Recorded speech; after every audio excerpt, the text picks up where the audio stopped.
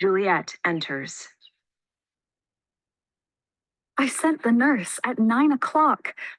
Maybe she can't find him. That can't be. Oh, she's slow. Love's messengers should be thoughts, which fly 10 times faster than sunbeams. They should be strong enough to push shadows over the dark hills. That's the way doves carry Venus so fast, and that's why Cupid has wings that let him fly as fast as the wind. Now it's noon. That's 3 hours since 9 o'clock, but she hasn't come back. If she was young and passionate, she'd move as fast as a ball. My words would bounce her to my sweet love, and his words would bounce her back to me. But a lot of old people act like they're already dead, sluggish, slow, fat, and colorless, like lead. The nurse and Peter enter. Oh my God, here she comes. Oh, sweet nurse. What news do you bring? Have you spoken to him? Send your man away. Peter, wait for me at the gate. Peter exits. Now, good, sweet nurse. Oh, Lord, why do you look so sad? Even if the news is sad, tell me with a smile on your face. If the news is good, you're ruining the sweet news by playing a trick with a sour face like that. I'm tired. Leave me alone for a minute. Oh, my bones ache so much. I've been running all over the place. I wish you had my bones and I had your news. Come on now, I beg you, speak, good nurse, speak. Sweet Jesus, you're in such a hurry. Can't you wait for a moment? Don't you see that I'm out of breath? How can you be out of breath when you have enough breath to tell me that you're out of breath? The excuse you make to delay the news is longer than the news itself. Is the news good or bad? Answer that question. Tell me if it's good or bad, and I'll wait for the details. Tell me so I can be satisfied. Is it good or bad? Well, you have made a foolish choice. You don't know how to pick a man. Romeo? No, not him. Though his face is more handsome than any man's, and his legs are prettier, and as for his hands and feet and body, they're not much to speak of, and yet they're beyond compare. He's not the most polite man in the world, but believe me, he's gentle as a lamb. Well, do what you want. Be good.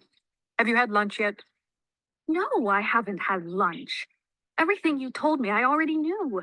What does he say about our marriage? What about that?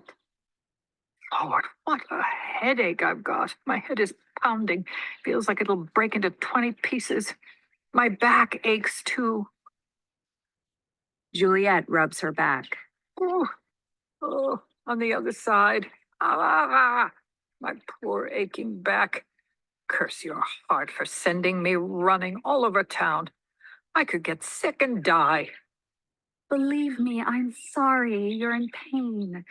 Sweet, sweet, sweet nurse, tell me, what did my love Romeo say? Your love says, like an honorable gentleman who is courteous, kind, handsome, and I believe virtuous.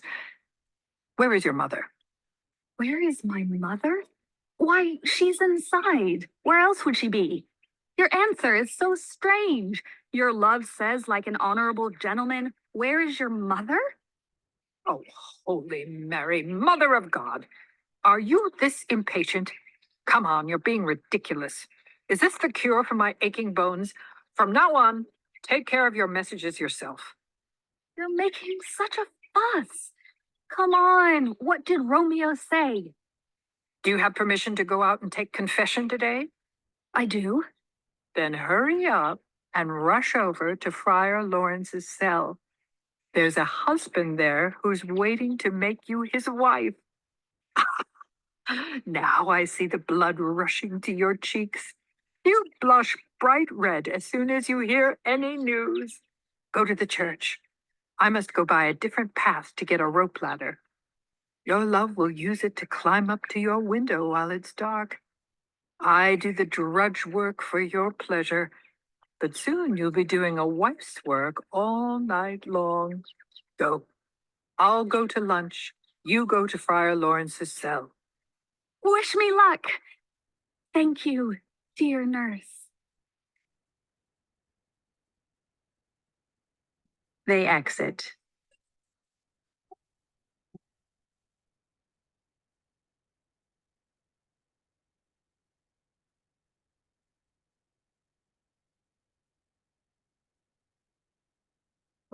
Act 2, Scene 6.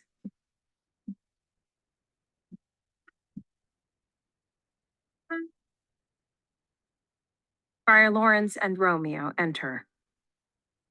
May the heavens be happy with this holy act of marriage, so nothing unfortunate happens later to make us regret it.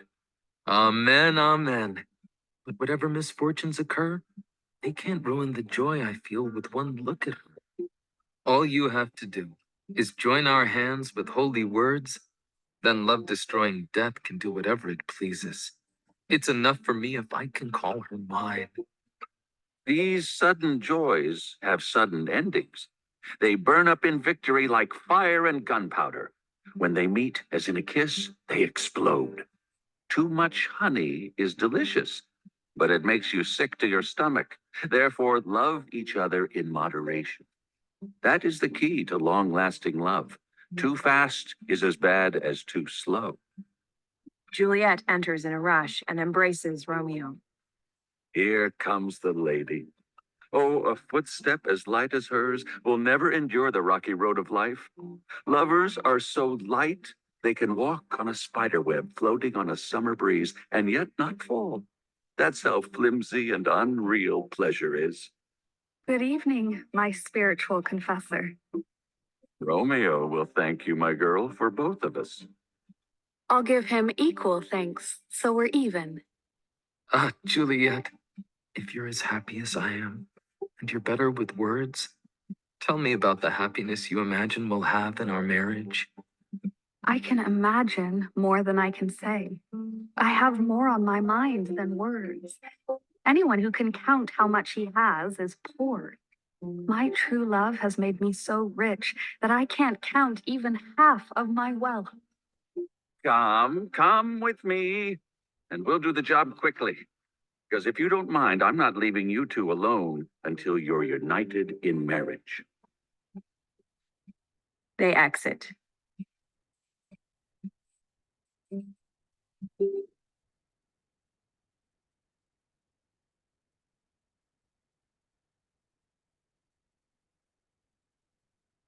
Act 3, Scene 1.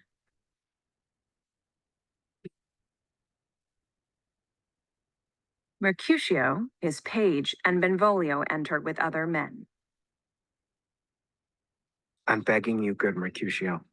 Let's call it a day. It's hot outside, and the Capulets are wandering around. If we bump into them, we'll certainly get into a fight. When it's hot outside, people become angry and hot-blooded.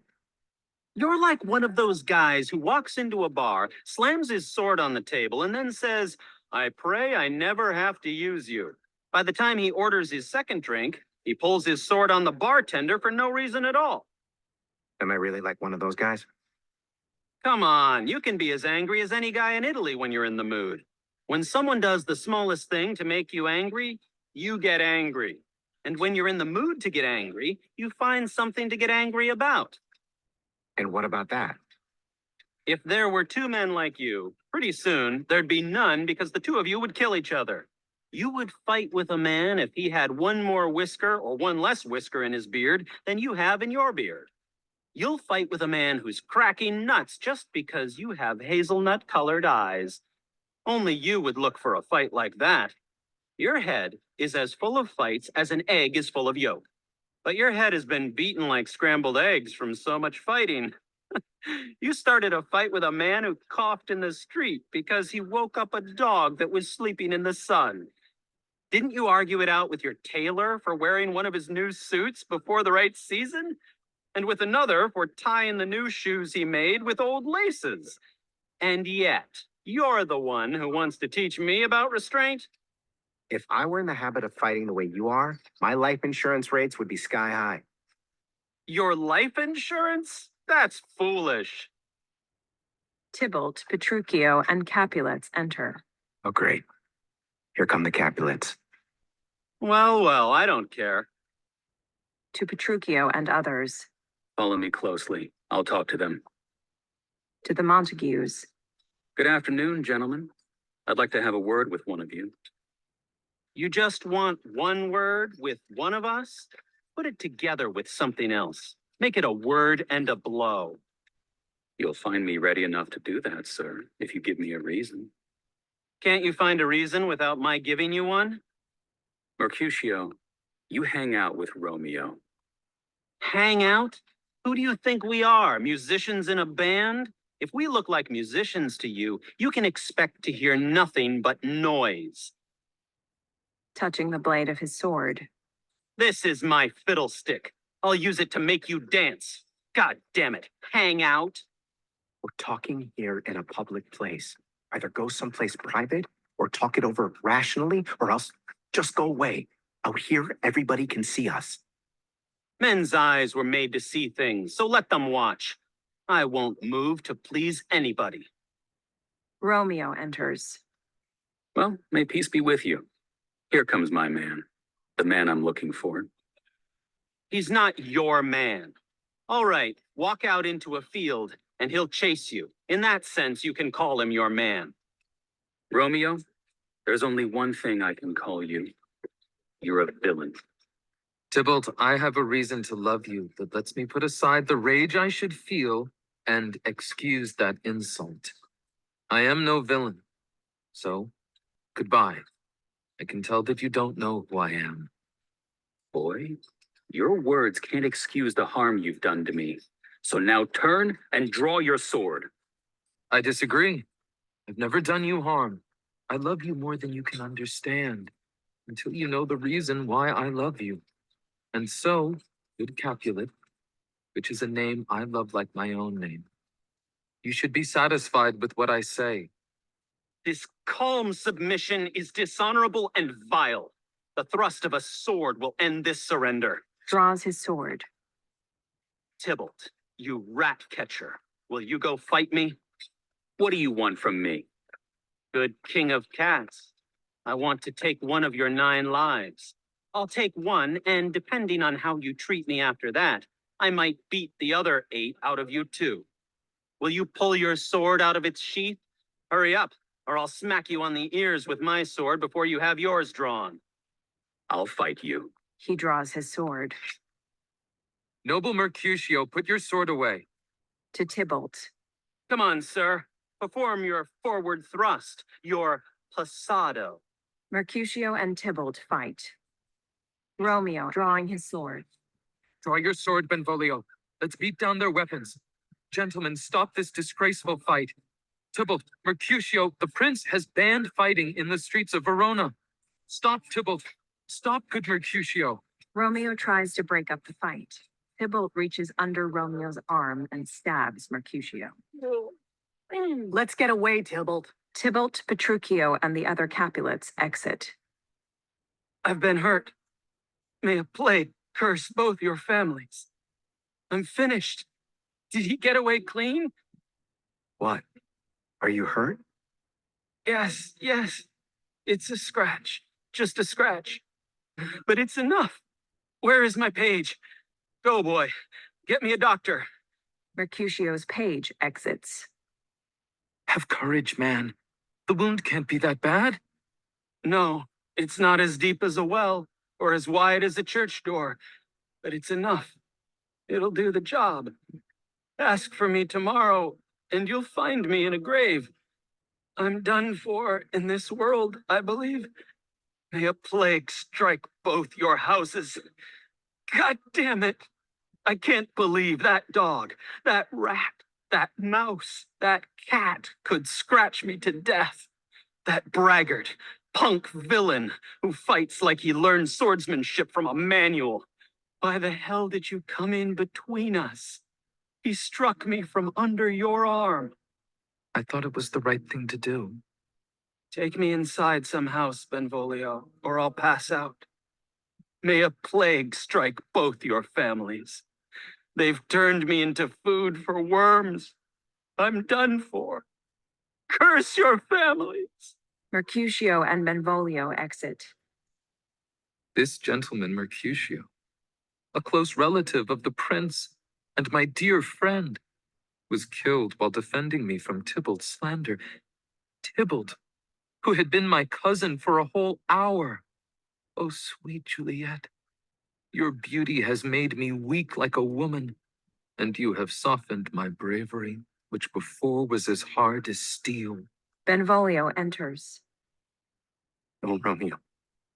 Romeo, brave Mercutio's dead. His brave spirit has floated up to heaven, but it was too early for him to leave life on earth. The future will be affected by today's terrible events. Today is the start of a terror that will end in the days ahead. Tybalt enters. Here comes the furious Tybalt back again. He's alive and victorious, and Mercutio's dead? Enough with mercy and consideration. It's time for rage to guide my actions. Now, Tybalt, you can call me villain the way you did before.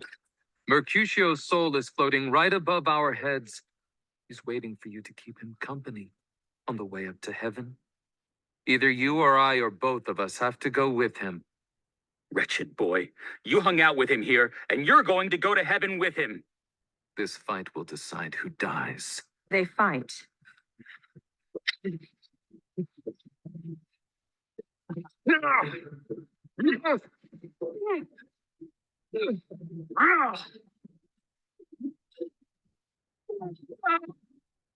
Tybalt falls and dies. Romeo, get out of here.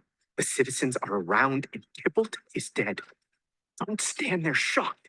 The prince will give you the death penalty if you get caught. So get out of here. Oh, I have awful luck. Why are you waiting? Romeo exits. The citizens of the watch enter. The man who killed Mercutio, which way did he go? Tybalt, that murderer, which way did he run? Tybalt is lying over there. To Tybalt. Get up, sir, and come with me. I command you by the authority of the prince to obey me. The prince enters with Montague, Capulet, Lady Montague, Lady Capulet, and others. Where are the evil men who started this fight? Oh, noble prince, I can tell you everything about the unfortunate circumstances of this deadly fight. Over there, Tybalt is lying dead.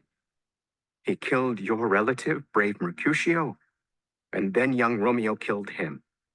Tybalt was my nephew. He was my brother's son. Oh, prince. Oh, nephew. Oh, husband. Oh, my nephew is dead.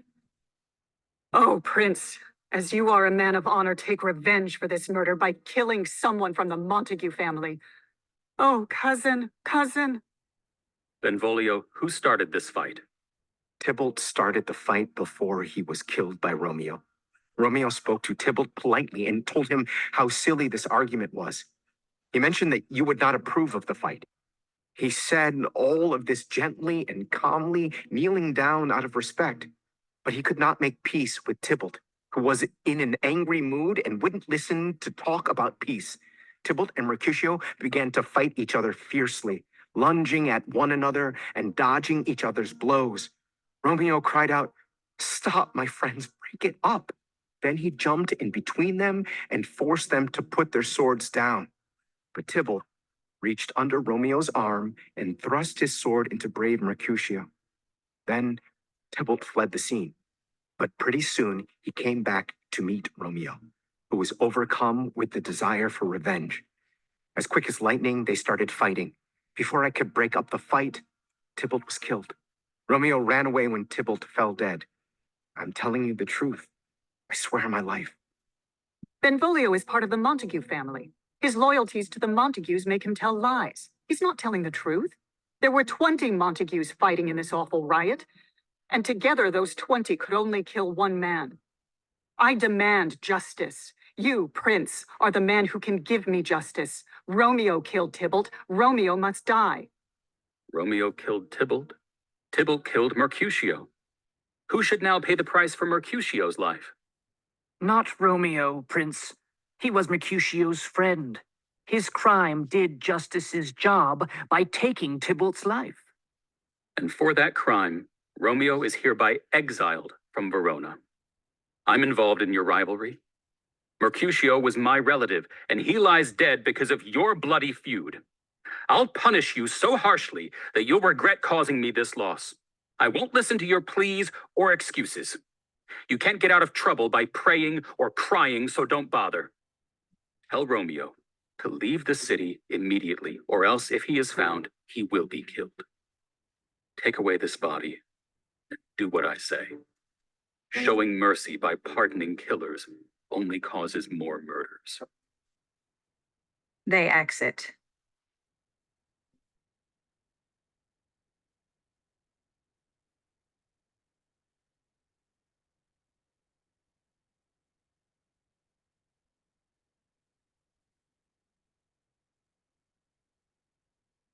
Act 3, Scene 2.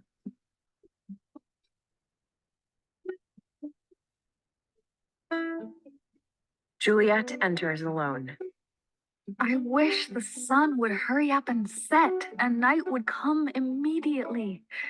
When the night comes and everyone goes to sleep, Romeo will leap into my arms and no one will know. Beauty makes it possible for lovers to see how to make love in the dark.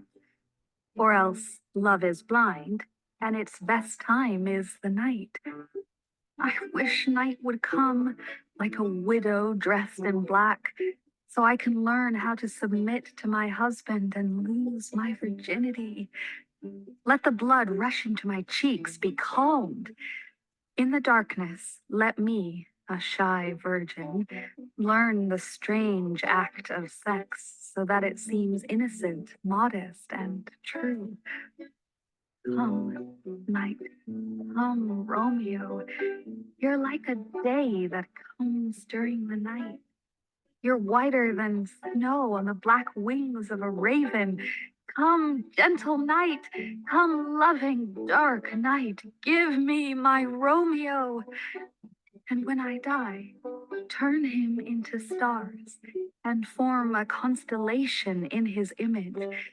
His face will make the heavens so beautiful that the world will fall in love with the night and forget about the garish sun. Oh, I have bought love's mansion. I haven't moved in yet. I belong to Romeo now, but he hasn't taken possession of me yet.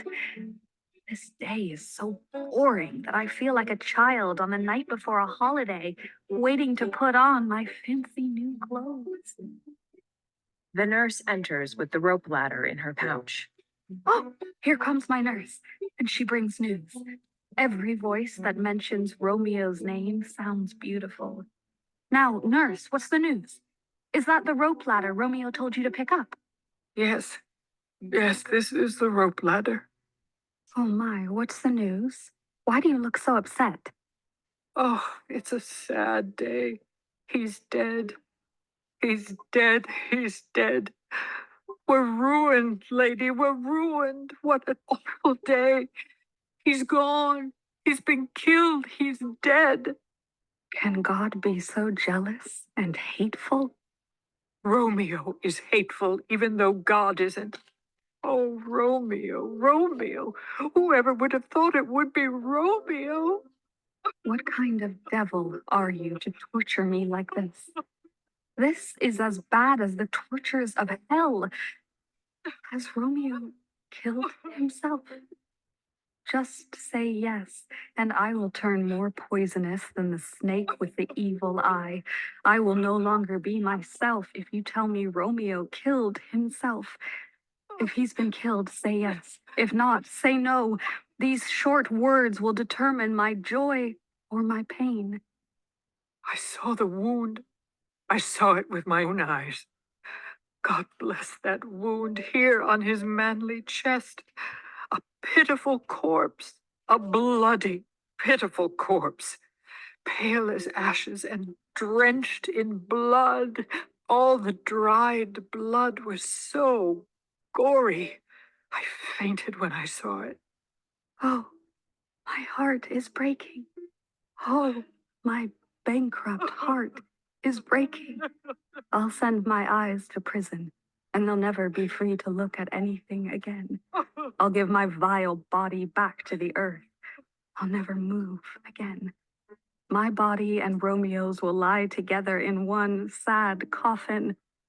Oh, Tybalt, Tybalt. He was the best friend I had. Oh, polite Tybalt. He was an honorable gentleman. I wish I had not lived long enough to see him die. What disaster is this? Has Romeo been killed, and is Tybalt dead too? Tybalt was my dearest cousin. Romeo was even dearer to me as my husband. Let the trumpets play the song of doom, because who can be alive if those two are gone? Tybalt is dead, and Romeo has been banished.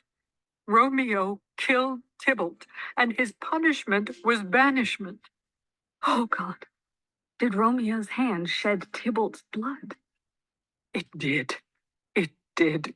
Curse the day this happened, but it did. Oh, he's like a snake disguised as a flower. Did a dragon ever hide in such a beautiful cave? He's a beautiful tyrant and a fiendish angel. He's a raven with the feathers of the dove. He's a lamb who hunts like a wolf.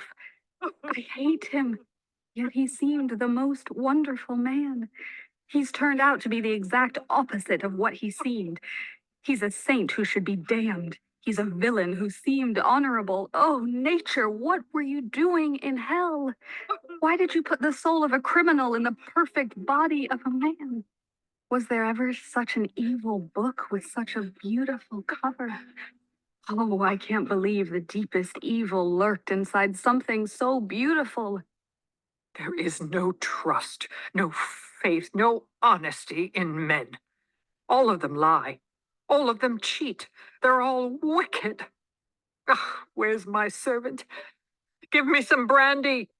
These griefs, these pains, these sorrows make me old. Shame on Romeo.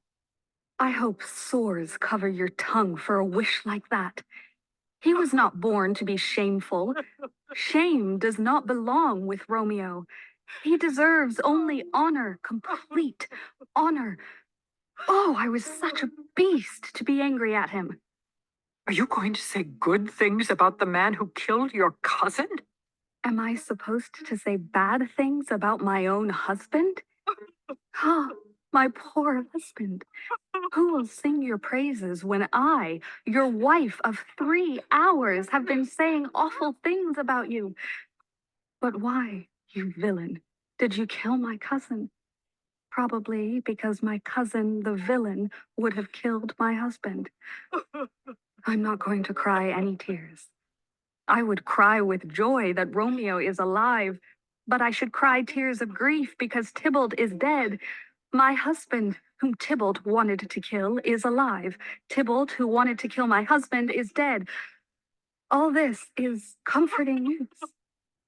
Why then should I cry? There is news worse than the news that Tybalt is dead. News that makes me want to die. I'd be glad to forget about it, but it weighs on my memory like sins linger in guilty minds.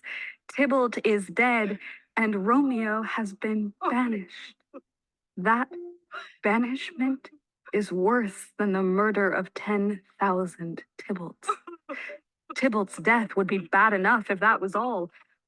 Maybe pain likes to have company and can't come without bringing more pain. It would have been better if, after she said Tybalt's dead, she told me my mother or my father or both were gone. That would have made me make the normal cries of sadness. But to say that Tybalt's dead and then say Romeo has been banished, to say that is like saying that my father, my mother, Tybalt, Romeo, and Juliet have all been killed. They're all dead. Romeo has been banished. That news brings infinite death. No words can express the pain. Where are my father and my mother, nurse? They are crying and moaning over Tybalt's corpse. Are you going to join them? I'll bring you there. Are they washing out his wounds with their tears? I'll cry my tears for Romeo's banishment when their tears are dry. Pick up this rope ladder. This poor rope ladder.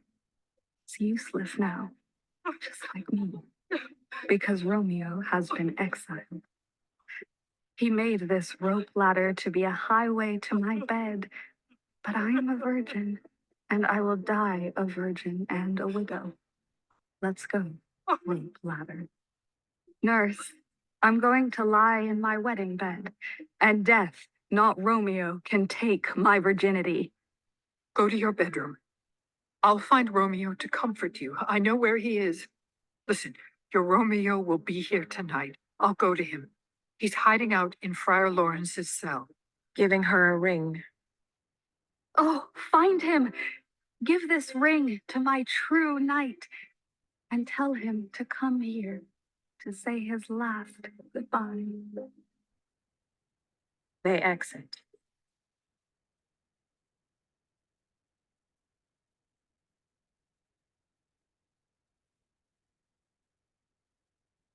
Act 3, Scene 3.